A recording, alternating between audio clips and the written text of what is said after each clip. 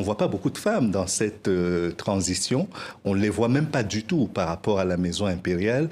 Et je crois que c'est un enjeu qui va être également très important parce que au Japon, comme en Chine et comme partout dans le monde, les femmes prennent de plus en plus de la place démographiquement et il faudra leur faire de la place dans les appareils de décision, y compris au niveau de la maison impériale. Et je me tourne vers vous, Georges, parce que je crois que Louis a pointé du doigt un certain nombre de problématiques qui sont des défis aujourd'hui pour le Japon.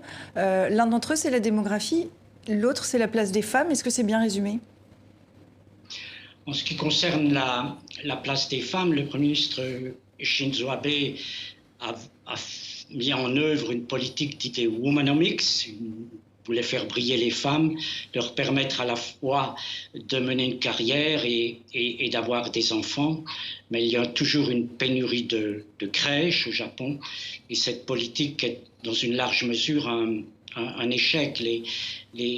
Toutefois, les femmes japonaises, maintenant, 64% d'entre elles, sinon plus, travaillent, alors qu'il y a une quinzaine d'années, à peine 50% d'entre elles travaillaient, elles restaient au foyer. Le problème est que ces femmes sont souvent mieux diplômées que les hommes, mais n'ont pas d'ambition sur le plan professionnelles, et quand elles reprennent le travail, c'est à titre temporaire.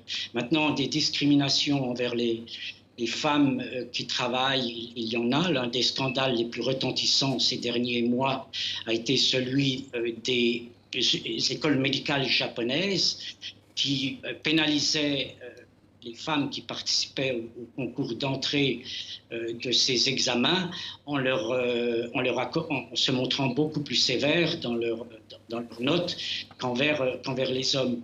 Ce scandale couvait depuis des décennies et il apparaît sur la place publique seulement aujourd'hui. Donc, dans une certaine mesure, il y a tout de même progrès.